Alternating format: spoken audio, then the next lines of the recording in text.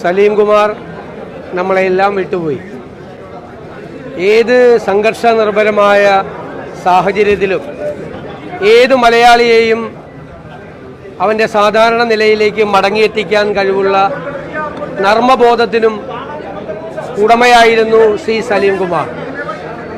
മലയാളിയെ സംബന്ധിച്ചിടത്തോളം അവൻ്റെ വീടുകളിൽ, ഗ്രഹസദസ്സുകളിൽ എപ്പോഴും അവരെ സന്തോഷം നിർഭരമാക്കുന്ന ഒരു മുഖമായിരുന്നു സലീം കുമാർ. എന്നാൽ താനൊരു ഹാസ്യ നടൻ മാത്രമല്ല, അതിനേക്കാൾ വലിയൊരു നടൻ കൂടിയാണ് എന്ന് അദ്ദേഹം ആദമിൻ്റെ മകൻ അബുവിലൂടെ തെളിയിച്ച് ദേശീയ അവാർഡ് നേടി നമ്മുടെ എല്ലാം അഭിമാനം ഉയർത്തിപ്പിടിച്ചു. മലയാളിക്ക് ഒരിക്കലും മറക്കാൻ കഴിയാത്ത മുഖവും ഭാവവുമാണ്. നമുക്കറിയാം, നമ്മുടെ സാമൂഹ്യ മാധ്യമങ്ങൾ വന്നതിന് ശേഷം സാമൂഹ്യ മാധ്യമങ്ങളിലെ നിറം ചാർത്തിയ തമാശകളുടെ എല്ലാം കൂടെ സലീം കുമാറിൻ്റെ തമാശ കൂടി ചേർത്തിട്ടാണ് ചെയ്യുന്നത്. കാരണം മലയാളിക്ക് ഹാസ്യം എന്ന് പറഞ്ഞാൽ അതിലൊരാൾ പഴയ തലമുറയിലെ അടൂർ ബാസിയെയും ബഹദൂറിനെയും പോലെ മലയാളിയുടെ ഒരു പുതിയ കാലത്ത് സലീം കുമാർ അതിൻ്റെ കൂടെ ഉണ്ടായിരുന്നു. എനിക്ക് വ്യക്തിപരമായ നഷ്ടമെന്ന് പറയുന്നത് എനിക്കൊരു സഹോദര തുല്യനായ ഒരാളെയാണ് അക്ഷരാർത്ഥത്തിൽ നഷ്ടപ്പെട്ടിരിക്കുന്നത്. ഞാനിവിടെ തെരഞ്ഞെടുപ്പിനും മത്സരിക്കുന്ന കാലം മുതൽ, പറവൂരിൽ വന്ന കാലം മുതൽ അദ്ദേഹവും അദ്ദേഹത്തിൻ്റെ കുടുംബവുമായിട്ടുള്ള വലിയ ആത്മബന്ധമുണ്ട്. ഞാൻ തെരഞ്ഞെടുപ്പിൽ മത്സരിക്കുമ്പോഴെല്ലാം ഷൂട്ടിംഗ് വരെ ക്യാൻസൽ ചെയ്ത് ഞാൻ നോമിനേഷൻ കൊടുക്കുന്ന അന്ന് മുതൽ എല്ലാ ദിവസവും തെരഞ്ഞെടുപ്പ് ഞാൻ ജയിച്ചെന്ന് പ്രഖ്യാപിക്കുന്നത് വരെ അദ്ദേഹം കൂടെ ഉണ്ടാവും. അത് കഴിഞ്ഞിട്ട് പോവുള്ളൂ എവിടെയും, പിന്നെ കാണില്ല. പിന്നെ ഞാൻ അങ്ങോട്ട് വിളിക്കണം, ഇങ്ങോട്ടൊരാവശ്യത്തിനും വരില്ല.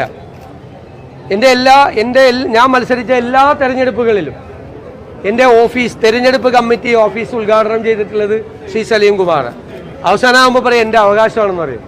ഞാൻ പറയും ഞാൻ വേറെ ആരെയും വിളിക്കില്ല, സലീമിനെ മാത്രമേ വിളിക്കുകയുള്ളൂ എന്ന് പറയും. അത്രമാത്രം നല്ല ഉറച്ച രാഷ്ട്രീയ ബോധ്യം, ഏത് തിളച്ചുമറിഞ്ഞ കാലാവസ്ഥയിലും തൻ്റെ ഉറച്ച രാഷ്ട്രീയ ബോധ്യത്തിന് ഒട്ടും വെള്ളം ചേർക്കാത്ത ഒരാൾ കൂടിയാണ് എൻ്റെ സ്നേഹിതനെന്ന് എനിക്ക് അഭിമാനമുണ്ട്.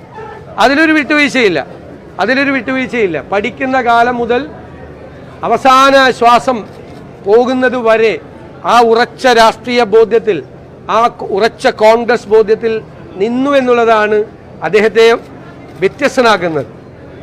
ഏറ്റവും അവസാനം പങ്കെടുത്ത പരിപാടി ഞാൻ മുഖ്യമന്ത്രിയായി സത്യപ്രതിജ്ഞ ചെയ്തതിന് ശേഷം പറവൂരിലെ പൗരാവലി എനിക്ക് നൽകിയ സ്വീകരണത്തിനാണ്.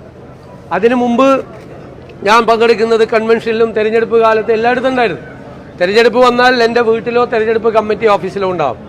അത്രമാത്രം ഹൃദയബന്ധമാണ്. ഇത്ര പെട്ടെന്ന് ഇങ്ങനെ ഒരു വിടപറയലുണ്ടാകുമെന്ന് കരുതിയില്ല. ഇന്നലെ രാത്രിയാണ് വീണ്ടും അദ്ദേഹത്തിന് കടുത്തൊരു ഹൃദയാഘാതം ഉണ്ടായി, ആ വേർപാടുണ്ടായത്. ഞാൻ കുടുംബത്തിനോടുള്ള ഔപചാരികമായ ദുഃഖം പ്രകടിപ്പിക്കുന്നില്ല. കാരണം ആ കുടുംബം എൻ്റെ കൂടെ കുടുംബമാണ്, ഞാനും കൂടി ആ കുടുംബത്തിൽ ഉൾപ്പെട്ടതാണ്.